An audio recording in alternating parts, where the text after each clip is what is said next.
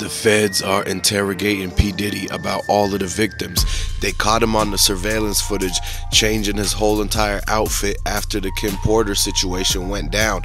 He had the same drink spilled on him as what the one that she took, and this is the reason why he had to change the clothes, because he didn't want them to actually take a sample of that and find out that it's the same mixture that was found inside of the whole medical examiner's report that said that this is what made it to where she pretty much like fell over after this, because they cut something in there. It was something inside the cup, and they were seen taking all of the red cups and the plates and the forks and everything from the whole banquet that was at P. Diddy's house. And the last person to leave was Kim Porter. Like like all of the other guests left.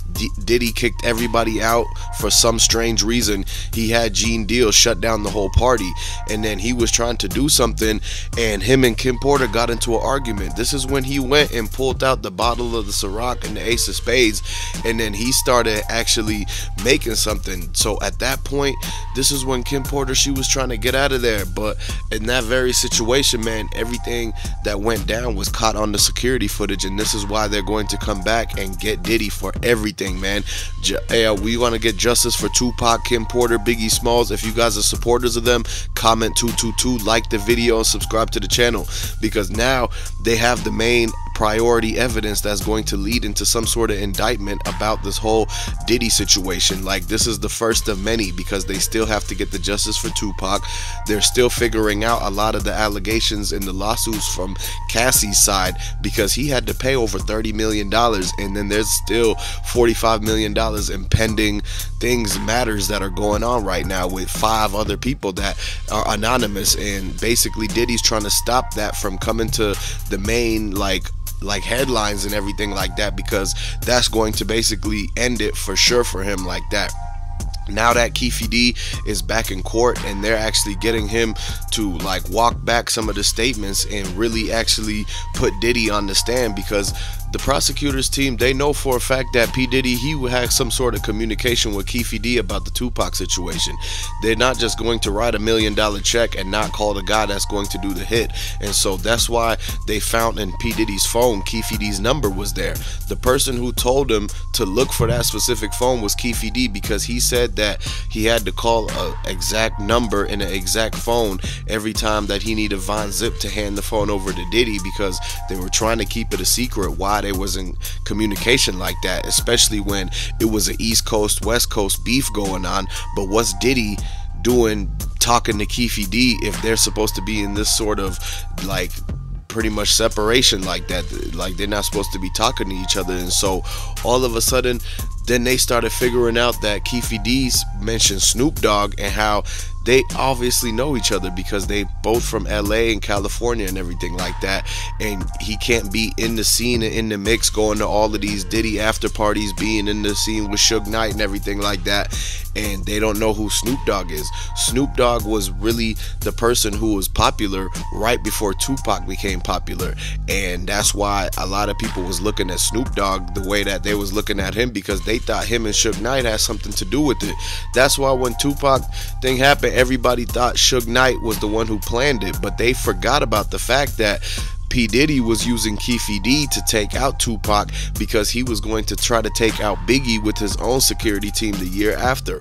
Once that whole thing happened and Keefe and them fled the scene, in the next few days and months went by and nobody got picked up for it, that's when P. Diddy and them thought that they got away with it scot-free. So then they started working on planning and plotting how they was going to take out Biggie Smalls. I want to send my condolences to Tupac and Biggie. If you guys are fans of Tupac and Biggie, comment 222, comment RIP Biggie, RIP Pac, subscribe and like the video, because now they're bringing in like everybody that was there from the security team from Biggie. They're bringing in everybody that was the witness from Tupac that was standing on them streets, because they were downtown in a big city and the Mike Tyson fight had just ended. So it was a lot of people walking right down there by Koval Lane, Flamingo. They had just left the MGM and they were going back to their parking garages and everything. They seen the whole thing go down. They saw the BMW 750. It was black. It was pulling up. They could hear the music, and it was like the window rolled down. They seen Suge Knight driving, And then they saw Tupac talking with the girls. As soon as the girls stopped talking to Tupac and they started driving, that's when Keefe D and his whole crew pulled up right next to him, and they yelled something to get his attention. And he was basically like Sugeknight was waiting to take the left turn. They got caught at the light, man.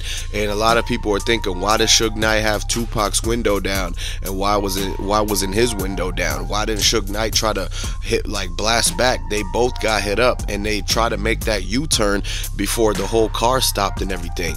The guys that took off chasing after Keefe D, they were in a back and forth. They almost hit the Sebring, the drop top. The two girls in the drop top, they almost ran into them, and they had to swerve around them. By then, the dudes Keefe D was with already floored it. They had the Cadillac with the V8. Anybody that knows about the Cadillacs with the V8, you know that is going to outrun something that's not a V8. And so when this was in the 90s, like if you had the V8 in the 90s, you basically have the upper edge on people, because not everybody had the V8 like that. So that's when they took off running, and the whole distraction with the girls caused Mob James and Tupac's entourage to actually get delayed in the car chase and everything. They went on a high-speed chase, and none of the officers could catch up to them because they were all on bicycles. It was heavy traffic, and none of the people, first responders or none of the enforcement officers and nothing could get on the main street and go chase after them.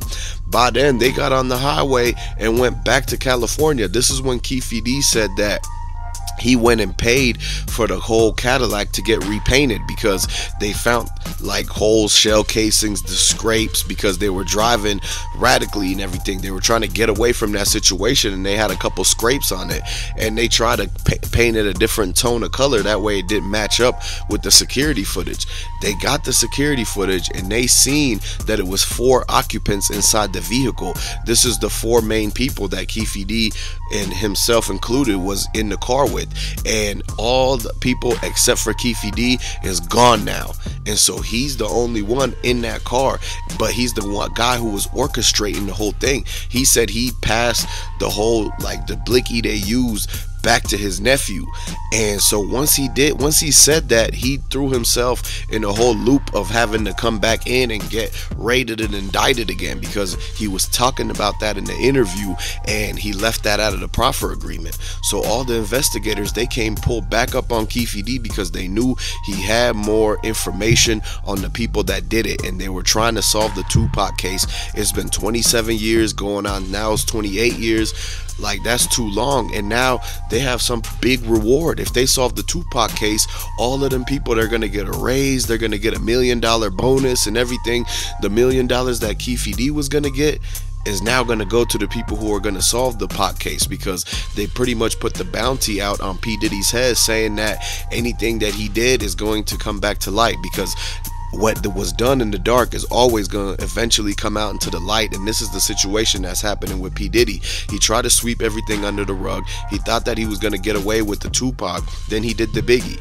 Then he thought he got away with that. Then the Kim Porter came next, and then the Cassie and all the other people, so on and so forth. Everybody is now fed up with him, and they're putting their foot down, and they're saying that they're going to stand their ground when it comes to P. Diddy. They're not going to take any slack from him. He's not going to be able to bully them around. That's the thing, is that a lot of people was scared of him. They thought he was bullying them, and that he was going to be able to get them fired and not be able to get signed or get shows or anything like that. This is why they didn't come forward until now, because now once Keefe D put the feds onto P. Diddy, this is why they were building up a RICO case. And so once Cassie heard that it could be a RICO case on P. Diddy, that's when she hurried up and went ahead and made her statements and got her 30 million before the feds actually seize all of it from Diddy, because he's going to get caught up for the Tupac and the Biggie case. That's after the fact. They're going to take care of iron out the Cassie situation and the Kim Porter and all of that first, because they need to get justice too. But ultimately, he's going to end up looking at facing 50 plus years for the Tupac and Diddy, because anybody that did that, that's what they would be looking at, like facing if they would have got caught right then and there. But the fact that they waited and got all the witnesses, got the people who was playing a role in it, they even got the dude who was like sent, like actually getting paid to do the hit, to turn against P. Diddy. Now they have all the evidence against him, so that they have a 99% success rate that they're going to take down P. Diddy for the whole Tupac and Biggie RICO, and they're going to be able to get justice for Kim Porter for what was done in that whole entire ordeal. And now looking back at this thing after 30 years, man, this is a whole entire karma situation, because P. Diddy, he got a lot of karma from the Tupac, and then being greedy and like envious, jealous and everything, because he wanted to be in Tupac's spot. He wanted to be the guy on the video getting all the attention. That's why he kept interrupting into people's songs and music videos to get in front of the camera when he's not the one singing the song. And basically he was afraid that Tupac was going to get bigger than him, and Tupac's from New York. So if Tupac went back to New York and claimed his spot as the king of New York, then that was going to throw Diddy off of the chair, and he's not going to be able to have that same power feeling. That money, the power, everything, it got to Diddy's head. It made him not be humble anymore, and it made him basically want more and more and more, and never was basically able to be satisfied with what he got. He had $100 million, $500 million, but he wanted more. He had to step on people, he had to throw people under the bus, and he had to do a lot of things and use people. This is why all of these situations came up, why all the victims are there, because he was trying to basically use people as throwaways and just do crazy things, treat them wrong, just for him to be able to get to the next level and get more than them and have what they wanted and everything like that. It's a crazy situation, but people think Diddy deserves everything that's coming to him, because he was a grown man. He knew what he was doing in that situation. He could have laid back and just took care of his family and chilled, but he wanted to go after Tupac, Biggie, like Kim Porter, Cassie, Heavy D, Craig Mack, all of that. If you guys are fans of all of them and you support getting the justice, comment 222, like and subscribe.